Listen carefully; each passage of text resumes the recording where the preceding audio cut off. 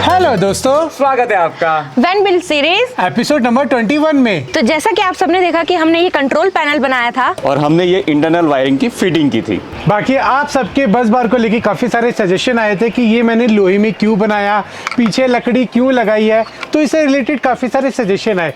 तो आपको बता देता हूँ, यहाँ मार्केट में ना मेरे को कोई ऑप्शन अवेलेबल नहीं था, तो मुझे फिटिंग कंप्लीट करनी थी, तो इसलिए मैंने ये लोहे के अंदर बना लिया। बाकी ये लकड़ी के अंदर फिट नहीं किया है, WPC बोर्ड के अंदर मैंने किया है जो फायर रिटार्डेंट होता है, तो इसीलिए इसके अंदर मैंने सेटल कर लिया क्योंकि फिटिंग कंप्लीट करनी थी। अब दिल्ली जब जाएंगे तो वहाँ पे सिंपल बस ये 2 स्क्रू खोल के इसको चेंज कर देंगे, दैट्स इट। बाकी हमारा यहाँ से सारी फिटिंग वाला काम कंप्लीट हो जाएगा। बाकी अभी हमारी टार भी फट रही है, हवा बहुत तेज चल रही है। यह है हमारा आज का पहला स्ट्रगल। तो इसी स्ट्रगल के साथ शुरू करते हैं आज का vlog. Welcome back to my YouTube channel, my name is Sam और आप देख रहे हैं राइडिंग विद पी।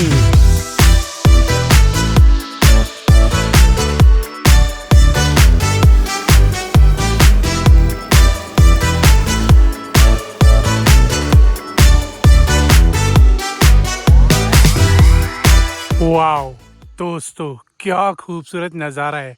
और ये रेनबो देख रहे हो आप, कितना अमेजिंग दिख रहा है।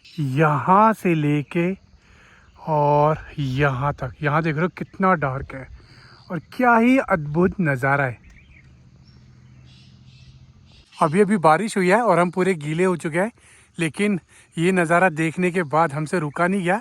सॉरी, हमसे एक जाया नहीं गया और हम लोग रुक गए।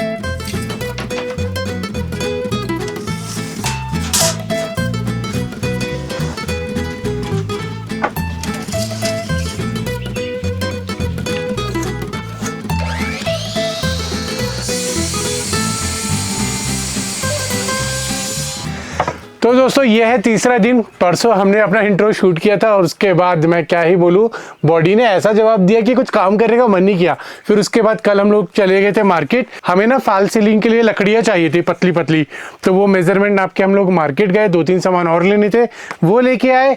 और फिर उसके बाद जब शाम को आए तो इतनी तेज बारिश ही बारिश। फिर हमने यहाँ पे चूल्हा लगा के थोड़ी सी पार्टी करी और अब सुबह उठे हैं अर्ली मॉर्निंग और शुरू कर रहे हैं आज अपने साइड वॉल का काम। तो आज हम लोग साइड वॉल पे फ्रेमिंग करने वाले हैं ताकि हम लोग जो भी उसके अंदर अटैचमेंट लगानी हो इजीली इसके थ्रू हम लोग कर सके।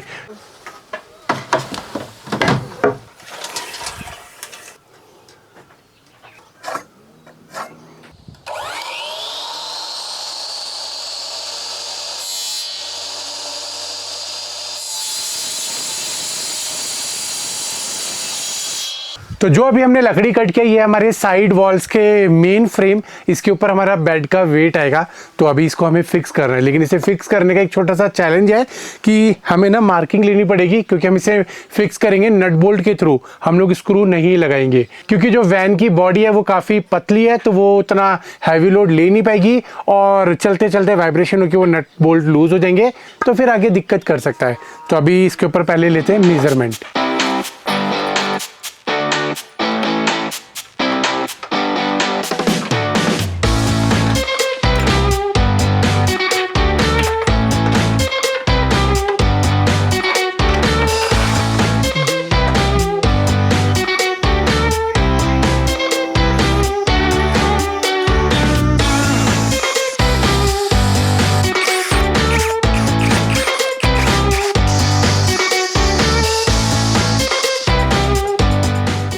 ये भी गया, वो भी ऑलमोस्ट जला ही जाएगा, है ना।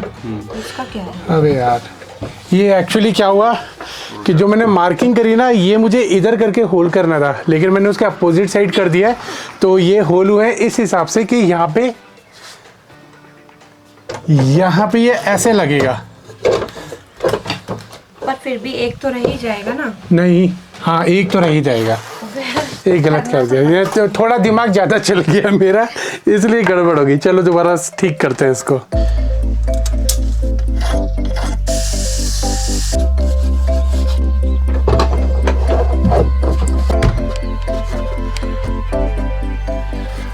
परफेक्ट काम हो गया। बस हमें यहाँ से अभी ये वॉशर लगाना है और इसको नट बोल्ट को हमें टाइट करना है। अरे कहाँ गए इसके बोल्ट?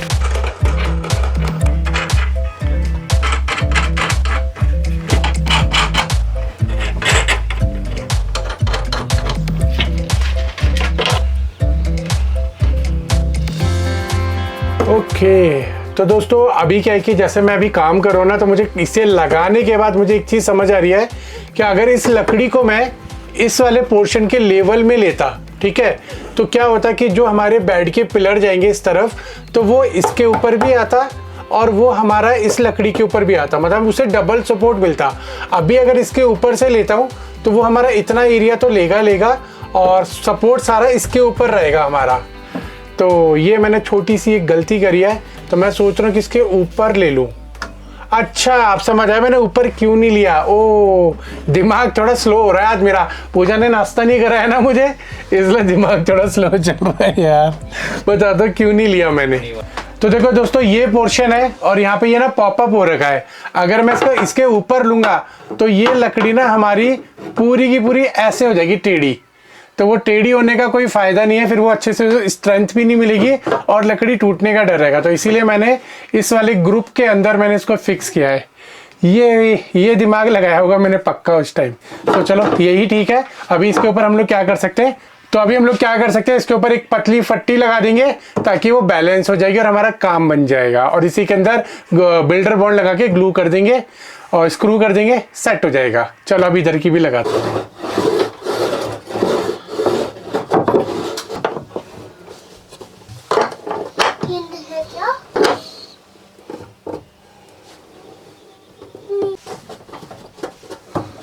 कुछ चीज़ें ना हम लोग आसानी से कर सकते हैं, लेकिन वो होता है ना कि अगर आपको प्रॉपर तरीके से करना है तो उसमें मेहनत लगती है। तो बेसिकली ये बीच में मेरे को कट लगाना पड़ा। वैसे पूरा अगर प्लेट लगाता तो एक बारी में लग जाता, लेकिन कट लगाने से क्या होगा कि हमारी कोई भी अगर वायर ट्रांसफर हो रही होगी तो इंटरनली ना लेके हम लोग आउटर कर सकते हैं, ईजी काम कर सकते हैं, क्योंकि इसके आगे पूरा कवर आ जाएगा। और ये वाला पॉइंट क्यों लगाया है, क्योंकि जैसे कि मैंने आपको प्लान के मुताबिक बताया था, प्लान के मुताबिक हमारा बेड स्लाइड होगा। तो यहाँ पे देख लो अब आपके सामने वर्किंग है प्रॉपर और कहीं भी कोई भी गैप नहीं आ रहा है। तो यहाँ पे हमारा स्लाइड होगा बेड, जिस पे हमारा पूरा वेट आएगा। तो इधर का हमने सेट कर दिया है, इधर का किस तरीके से करेंगे वो तो फ्यूचर में बताऊंगा। बाकी अभी यहाँ पे 2 बड़े नट लगाए हैं, 2 छोटे नट, क्योंकि इसके ऊपर भी अभी एक लकड़ी और आएगी, तब जाके हमारा प्रोसेस कंप्लीट होगा।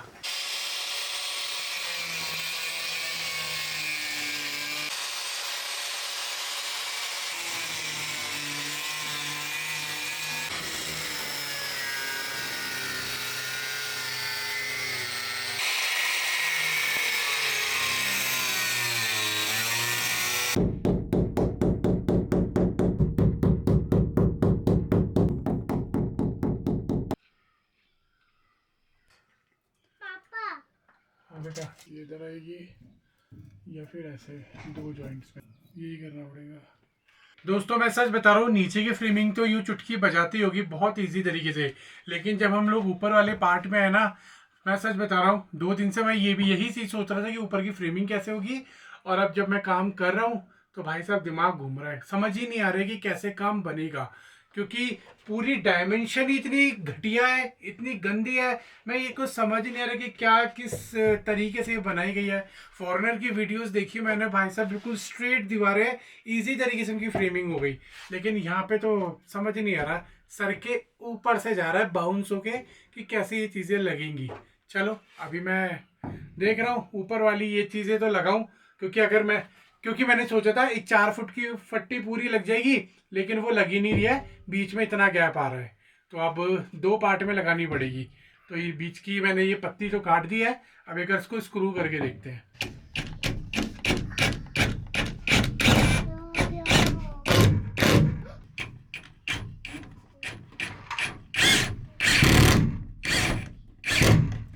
दोस्तों जैसे तैसे करके हमारी ऊपर की ये सीलिंग लग गई है, मतलब जो भी हमें फ्रेम लगाना था इसके ऊपर हमारी फॉल सीलिंग पूरी अटैच होगी, जो भी आएगा वो सब इसके ऊपर ही आएगा।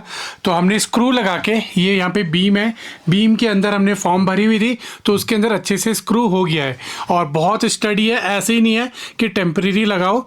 तो इसको हमने अच्छे से सेट कर दिया, यहाँ लगाया, यहाँ पे पार्ट्स में लगाना पड़ा क्योंकि बीच में ये एसी का फ्रेम आ रहा है, तो इसीलिए इसको कट्स करके लगाना पड़ा। बाकी सेम एज इट इज़ हमने इधर भी लगाया है। तो अभी इसके अंदर हम लोग क्या करने वाले हैं, इसके अंदर हम लोग इस तरीके से ग्लू भरने वाले हैं। तो ये काम अभी कर रही थी पूजा, तो ग्लू हो गया ख़त्म। चलो पहले ग्लू को चेंज करते हैं, फिर इनको ख़त्म करते हैं अभी।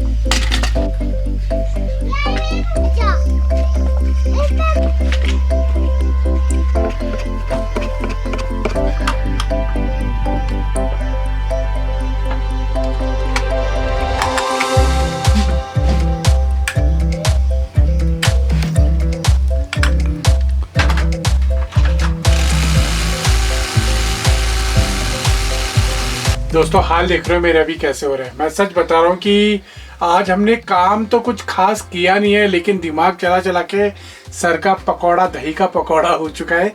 और पिछले 2 दिन से मैं इतना चला रहा हूँ कि मेरे को समझ नहीं आ रहा मैं क्या कर रहा हूँ, क्योंकि और जो मैं कर रहा हूँ उसमें हमारा सारा काम बिगड़ता जा रहा है। अभी मैंने सोचा था ये WPC बोर्ड को कटिंग करके और इसको इसके लेवल में कर दूंगा यहाँ पे सेट इस तरीके से, और यहाँ पे हमारी ऊपर की भी पैनल आ जाएगा। तो ये एक फिनिशिंग बन जाएगी हमारी ऊपर की, और उसके बाद यहाँ से हमारा पार्टीशन हो जाएगा। तो उधर तो हमारा सोफ़ा होने वाला है, बाथरूम का पार्टीशन इधर से होने वाला था इस वाले पॉइंट से, ठीक है। तो इतना हमारा कटिंग बाथरूम के अंदर आ जाता। लेकिन अब क्या हुआ है कि जब मैंने इसको फिट किया है तो फिट करने के बाद मेरे को लगा कि यार ये अगर मैं यहाँ से 1.5 इंची बढ़ा लेता तो ये हमारा पैनल प्रॉपर कवर हो जाता यहाँ तक, इस वाले एज पॉइंट तक, और ये एक ही फ्रेम पूरा सेट हो जाता और पूरा वाटर प्रूफिंग में काम भी करता। अब मैंने कटिंग कर दिया, कटिंग करने के बाद समझ आ रहा है ये सारी चीज़ें, और यही हो रहा है। साइड वॉल जो मैं बना रहा हूँ इसमें यही सारे चैलेंजेस आ रहे हैं। एक्चुअली दिक्कत नहीं है, हम DIY कर रहे हैं, पता है थोड़ी बहुत चीज़ें खराब होंगी, लेकिन जहाँ मैं अभी कैंपर वैन बिल्ड कर रहा हूँ ना, यहाँ पे ये चीज़ें मिलना बड़ी मुश्किल है। लकड़ी अभी मेरे को ना आरा मशीन पे जाके तब मेरे को साइज में कटिंग करा के लानी पड़ रही है ये वाली। बाकी तो WPC बोर्ड तो भूल ही जाओ कि यहाँ मिलेगा मुझे। चलो कोई बात नहीं, इसको हटाते हैं। और ये मुझे ऐसा लग रहा है कि ये ना इसके ऊपर काम आ जाएगा ये वाला फट्टा, और यहाँ के लिए हम लोग एक नया कटिंग कर लेते हैं ताकि हमारी पूरा कवर हो जाए। हमें ना वाटर प्रूफिंग करनी है तो इसीलिए ये मेरे को पूरा लगाना पड़ेगा। तो चलो अभी पहले मैं सोच रहा हूँ इसको कट करूँ या फिर कल सुबह का इंतज़ार करूँ। बाकी दोस्तों मैंने ये वाली जो फट्टी अभी काटी है ये मैंने जिक्सो मशीन से काटी है, और देखो यार इसमें ना सफाई नहीं आ रही है। जिक्सो मशीन ना बढ़िया तरीके से चल नहीं रही है, उसका ना वो हेड ख़राब कर ही रहा है सारी कटिंग। तो ये मेरे को दोबारा से चेंज करना ही पड़ेगा। तो अब समझ नहीं आ रहा है, मेरे पास अभी दिखा देता हूँ कितना WPC बोर्ड बचा है, क्योंकि ये पूरा फ्रेम हमारा WPC बोर्ड का ही बनेगा, और ऊपर से हमारा यहाँ पे भी WPC बोर्ड, ऊपर भी यहाँ पे भी WPC बोर्ड आएगा ताकि वो पूरा वाटर प्रूफ रहे। तो हमारा WPC बोर्ड बस इतना ही बचा है, ये आपके सामने है, ये लास्ट है। और उसके बाद जो एक पतली वाली शीट है वो हमारी बस ये बची हुई है, यही बचा हुआ है। अब जो भी करना है इसी के अंदर करना पड़ेगा, लेकिन मुझे लग नहीं रहा इसके अंदर ये पॉसिबल हो पाएगा। दोस्तों टाइम देख लो क्या हो रहा है, और इस टाइम पे भी बैठ के ना मैं अभी दिमाग ही लगा रहा हूँ कि यार ये काम कंप्लीट कैसे होगा। फ्रेमिंग ने ना सच में पूरा दिमाग चूस लिया है मेरा, और मेरे को ना इसका आगे का रास्ता भी अभी समझ नहीं आ रहा है। मैं जब भी कुछ भी नया ट्राई करने की कोशिश कर रहा हूँ कुछ नहीं हो रहा है, बस लकड़ियाँ ख़राब हो जाएंगी, और 1-2 ख़राब भी हो गई है। वो तो खैर उसके कटआउट्स निकाल के मैंने इधर उधर लगा दिए, लेकिन जो बड़ी बड़ी लकड़ियाँ लगनी है, अगर एक बार साइज़ ख़त्म हो गया तो फिर मेरे लिए चैलेंज और बढ़ जाएगा। कुछ अगर आपके पास कहीं भी DIY हो, कुछ भी हो, तो प्लीज़ मेरे को इंस्टाग्राम पे शेयर कर देना। तो आज तो जो भी हो रहा है देखो आपके सामने ही हो रहा है, और ये रियलिटी है, कोई झूठ नहीं है कि जो भी चैलेंजेस मैं फेस कर रहा हूँ वो सब मैं आपको दिखा रहा हूँ।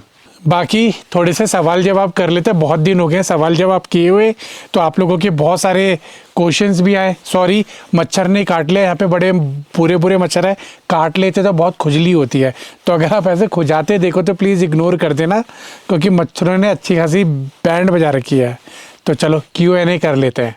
ओके तो दीप कुमार 7587 कमेंट कर रहे हैं, सैम भाई स्लो काम कर रहे हो, स्पीड बढ़ाओ। देखो स्पीड तो मैं बढ़ा दूंगा, लेकिन काम भी तो बनना चाहिए ना। ज़बरदस्ती का काम पेला पाली में नहीं होगा, आपको सोचना ही पड़ेगा, क्योंकि फैब्रिकेटर का काम करने का तरीका बिल्कुल डिफरेंट होता है, और जो मैं अभी इस वैन के अंदर काम कर रहा हूँ ये तरीका बिल्कुल डिफरेंट है। और ऐसा नहीं है कि ये वैन बहुत सारे लोगों ने बना के डाली हुई है, मेरे को तो मिली नहीं, और मिली भी है एक आध वैन तो उसमें भी प्रॉपर क्लियर तरीके से फिनिशिंग के साथ में मेरे को कुछ भी देखने को नहीं मिला है कि मैं किस तरीके से फ्रेमिंग करके अटैचमेंट करके आगे का काम कर सकता हूँ। तो इसीलिए जो भी काम चल रहा है स्लोली प्रोसेस में चल रहा है। डेली डिस्कवरीज लिख रहे हैं कि सोलर की लाइन कैसे इनपुट करोगे।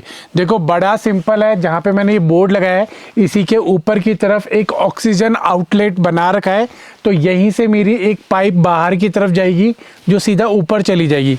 मेरे को बॉडी में कहीं भी होल करने की ज़रूरत नहीं पड़ेगी, बस यहीं पे इनपुट बन जाएगा और वायर भी यहीं से एमसीबी में निकलेगी और डी सीधा ऊपर चली जाएगी। तो उसका कोई टेंशन वाली बात ही नहीं है। तो जब हम लोग अभी दिल्ली वापस जाएंगे इसे कंप्लीट करके, ऊपर का जब रूफ रैक बनेगा तो ये वाला काम तभी हैंड टू हैंड साथ में हो जाएगा और कनेक्शन करने में भी कोई दिक्कत नहीं आएगी, क्योंकि इंटरनली वाले सारे कनेक्शन कर दूंगा। आउटर वाला तो बस सिंपल एक तार निकलेगा और एमसीबी में हमारा कनेक्ट हो जाएगा। मुखीवन जी कमेंट कर रहे हैं कि अमेजिंग वर्क, सो प्रोफेशनल लग ही नहीं रहा, ये DIY प्रोजेक्ट है। तो बिल्कुल मैं अभी काम ना उसी तरीके से कर रहा हूँ, जल्दबाजी नहीं कर रहा हूँ, चाहे थोड़ा सा टाइम और लग जाए। जो भी काम कर रहा हूँ वो बिल्कुल फिनिशिंग के साथ ही करूँ, क्योंकि यार ये मेरा खुद के लिए घर ही बन रहा है, मैं इसमें खुद ही घूमने वाला हूँ। किसी और के लिए तो मैं बना नहीं रहा कि चलो चलता काम कर दिया। तो मैं कोशिश करूँगा कि जितनी फिनिशिंग हो सके, जो मुझे सेटिस्फाइड कर दे, उसी हिसाब से मैं इसमें काम करूँ। तो थैंक यू अप्रिशिएट करने के लिए। Okay, Sandhya ji little world 5913 लिख रहे हैं, you don't need to waste time showing parts, you can demonstrate when you are actually using them, it's get so boring. हाँ, मैं समझ सकता हूँ आपकी बात कि जो भी मैं पार्ट्स दिखा रहा हूँ वो काफ़ी सारे लोगों के लिए बोरिंग हो सकता है, लेकिन जो लोग अपनी खुद का DIY कैंपर वैन बनाने के लिए जो अपने अंदर एक्साइटमेंट रखते हैं, नॉलेज लेना चाहते हैं, तो ये पार्ट ना उन लोगों के लिए ज़्यादा बेहतर होता है। और मैं दिखाना पसंद भी करता हूँ कि क्योंकि वो मुझे ना फिर बार बार मैसेज करते हैं, कॉमेंट करते हैं, ये कैसे लिया, ये क्या चीज़ है, वो क्या चीज़ है। तो इसलिए जो भी चीज़ मैं लगाने वाला हूँ या लगाने जाने वाला हूँ तो वो मैं एक बार आप लोगों को दिखा दूँ ताकि क्लियर हो जाए। और वैसे भी हम लोग DIY कैंपर वैन बना रहे हैं तो इसके सारे पार्ट्स वगैरह जो भी है वो सबको नॉलेजेबल होना चाहिए कि कौन कौन सी चीज़ इंस्टॉल की जा रही है। तो थोड़ा सा एडजस्ट करना पड़ेगा आपको, अब क्या कर सकते हैं। इन चीज़ों में होता है, काफ़ी लोगों को इंटरेस्ट होता है, काफ़ी लोगों को इंटरेस्ट नहीं होता है। साईनाथ सदम जी लिख रहे हैं, साईनाथ सदम जी नहीं, काफ़ी सारे लोगों ने भी ये कमेंट किया है कि वैन को स्टार्ट कर लो। हाँ बिल्कुल मैं कर रहा हूँ, हर 3 से 4 दिन में वैन को स्टार्ट कर देता हूँ। बस ये कि मैंने कैमरे में नहीं दिखाया आप लोगों को, लेकिन वैन स्टार्ट हो जाती है। ओके, तो जी राहुल सोनी 35 कमेंट कर रहे हैं, कोई वैन ना बना रहा तुझे देख के, क्यों ड्रामा कर रहा है। अरे यार क्या करूँ मैं इन लोगों का। अब ऐसे लोगों ने ना, जब मैंने इको में सेटअप बनाया था ना, तब भी कमेंट किए थे कि कोई ना घूम रहा है इस तरीके से गाड़ी में तेरे जैसा सेटअप बना के। अब भाई देख ले, जाके यूट्यूब खंगाल के देख ले, पूरा यूट्यूब में लोग भरे पड़े हुए हैं, सब घूम रहे हैं, सब मज़े कर रहे हैं, अपनी फैमिली के साथ जा रहे हैं, अच्छी वादियों को एंजॉय कर रहे हैं, अच्छे वेदर को एंजॉय कर रहे हैं और मज़े की ज़िंदगी एंजॉय कर रहे हैं। तो अब जो ये बना रहा हूँ तो इसके बाद भी यही होने वाला है जो अभी छोटी गाड़ियों के साथ हुआ है। तो थैंक यू अप्रिशिएट करने के लिए, क्योंकि आगे ये भी कंटिन्यू होने वाला है। ओके, गुड बॉय 6113 ने कमेंट किया है, भाई वायरिंग के जस्ट पीछे इंसुलेशन है, अगर वायरिंग हीट भी हुई तो भी इंसुलेशन इजीली फ्लेमेबल है, फायर मतलब बहुत जल्दी लग सकती है। तो मैं आपको बता दूं, हमने ग्लास वूल यूज़ किया है जो आपका फायर रेसिस्टेंट होता है, वो आपकी मतलब आग तो पकड़ता है लेकिन उसे बढ़ने नहीं देता, तो इसीलिए वो सेफ़ है। तो बहुत सारी रिसर्च करके मैंने वही लिया है और मैक्सिमम जगह पर ग्लास वूल ही यूज़ किया जाता है इंसुलेशन के लिए। हाँ, जैसे इसके अंदर हमने जब ओपन किया था तो पीछे आपने देखा था ना कि कैसे वो क्या कहते हैं फॉर्म निकली थी, वो लगी होती तो आग चुटकी में पकड़ लेती, लेकिन ग्लास वूल आग नहीं पकड़ती है। सुनील B6622 कमेंट करे, भाई मोटर से जो पीला पाइप निकला हुआ है ये वाला, इसको गाटा लूप्स क्यों बनाया है। भाई मज़ा आ गया है, गाटा लूप्स आपने नाम दे दिया। अब जब भी मैं इसको देखता हूँ ना, मेरे को ना यही कमेंट याद आता है कि गाटा लूप्स बना दिया। और क्यों बना दिया, उससे वाटर प्रेशर कम हो सकता है। भाई वाटर प्रेशर ही तो कम करना है, क्योंकि हमारी वैन में कोई लंबा चढ़ाई नहीं है, कोई लंबी पाइप नहीं है, ऑलरेडी इतना प्रेशर बन रहा है जिसको कंट्रोल करना मुश्किल हो रहा है। तो इसीलिए जितनी लंबी पाइप है अच्छा है, वाटर प्रेशर कम रहा है और हमारी सारी चीज़ें प्रॉपर वर्किंग करती रहे। ओके तो धवल देव जी कमेंट करें, धवल देव जी नहीं और भी काफ़ी सारे लोगों ने कमेंट किया है कि जो ये बटन्स लगाए मैंने मोटर के साथ में, ये मोटर के ऑन ऑफ के मेरे को ऊपर की तरफ रखना चाहिए था। तो आप लोगों को मैं क्लियर कर देता हूँ, ये जो सिर्फ बटन है ये सिर्फ हमारी प्रोफाइल लाइट के लिए है। मोटर का बटन हमारा ऊपर रहेगा और एक बटन हमारा वॉशरूम के अंदर रहेगा। तो मल्टीपल बटन लग रहा है, ये वाला बटन मोटर का नहीं है। वो मुझे भी पता है कि ये बटन इसका लोड नहीं ले पाएंगे, तो जस्ट प्रोफाइल लाइट को ऑन ऑफ करने के लिए मैंने यूज़ किया है, क्योंकि उसका लोड कुछ भी नहीं है, इसीलिए इससे हमारा काम बन जाएगा। गुरप्रीत सिंह जी लिख रहे हैं, Sam bro colour the floor as well, the wood is not looking that elegant. तो डेफिनेटली अभी हम क्या कर रहे हैं, ऊपर का जितना भी काम कर रहे हैं वो हम लोग कर रहे हैं, फिनिश कर रहे हैं, ताकि अगर कुछ भी चीज़ गिरती हो तो नीचे का फ्लोर ख़राब ना हो।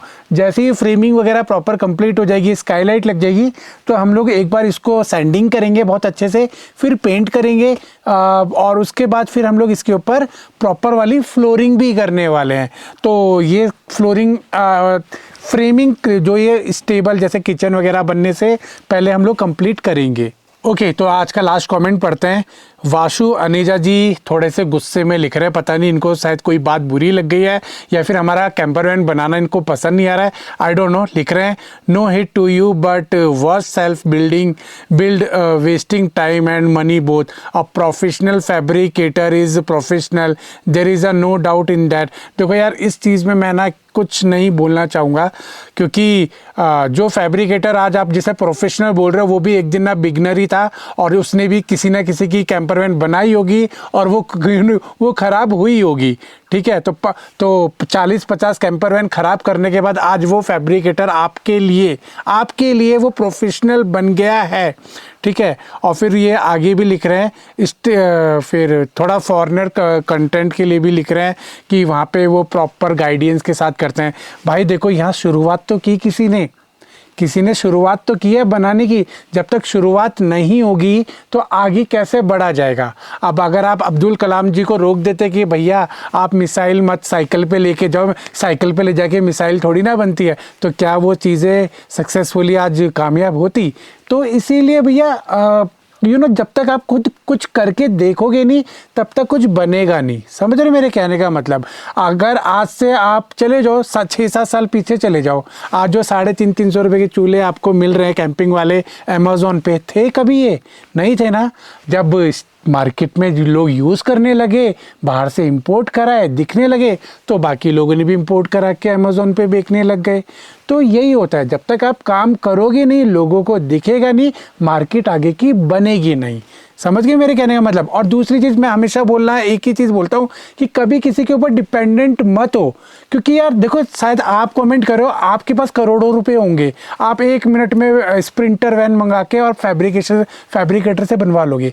लेकिन आप उन लोगों के लिए भी सोचो जो घूमना चाहते हैं, जिनके पास बजट कम है, वो अपने हाथों से भी बनवा सकते हैं, कारपेंटर से भी बनवा सकते हैं, किसी से भी बनवा सकते हैं। तो आपसे कोई लड़ाई झगड़ा नहीं है, लेकिन शुरुआत तो कहीं ना कहीं से करनी पड़ेगी ताकि ये इंडिया में ये कल्चर ऊपर जा सके। और ये आपका कमेंट मेरे लिए नया नहीं है। आज से 9 साल पहले जब मैंने कैंपिंग की वीडियो यूट्यूब में डाली थी ना, तब भी मेरे को ऐसे ही आप जैसे भाई लोगों ने बहुत कमेंट किया था कि क्या कर रहा है ये, वहीं मतलब छोटी सी जगह में ही वही कर रहा है, कहाँ बैठ के खाना बना रहा है, ऐसे कौन करता है। लेकिन आज देखो, आज कितने लोग इंजॉय कर रहे हैं अपनी लाइफ में, बाहर जा रहे हैं, इंजॉय कर रहे हैं, कॉफ़ी बना रहे हैं, कॉफ़ी पी रहे हैं, मज़े कर रहे हैं। और फिर उसका जब मैंने कैंपर वैन बनाई तो तब भी यही हुआ था, क्या गाड़ी में क्या कर रहा है ये। उसके बाद आज देखो, और आज जब मैं बड़ी कैरावैन बना रहा हूँ तो आज फिर आप जैसे भाई लोग आप ही कमेंट कर रहे हो, लेकिन अभी कमिंग डेज में आप खुद ही देख लेना, आपको आपका जवाब मिल जाएगा। तो no hate from my side, बस यही बोलूँगा कि कभी किसी के ऊपर डिपेंडेंट मत हो। आपके मन में जो है, आपकी जो इच्छा है, जो आपका शौक है, उसे पूरा करो, जैसे भी करो, लेकिन करो, रुको मत, किसी के भरोसे बैठो मत। तो चलो आज का वीडियो फिर यहीं ख़त्म करते हैं। वैसे देखो काम कुछ हुआ नहीं, क्योंकि अभी भी मैं स्टक हो रखा हूँ, तो अभी बैठता हूँ, कुछ ड्राइंग्स बनाता हूँ, कुछ फॉरेनर वीडियोस देखता हूँ, क्या पता कुछ ऐसी वैन मिल जाए ताकि मेरे को फ्रेमिंग का कुछ समझ आए। बाकी आप लोगों को कुछ हिंट हो तो प्लीज़ कमेंट करके ज़रूर बताना, ताकि मैं इसका आगे का काम शुरू कर सकूं, क्योंकि फ्रेमिंग जब तक कंप्लीट नहीं होगी तब तक हम कुछ नहीं कर सकते इसके आगे। तो चलो मिलते हैं फिर कल, गुड बाय।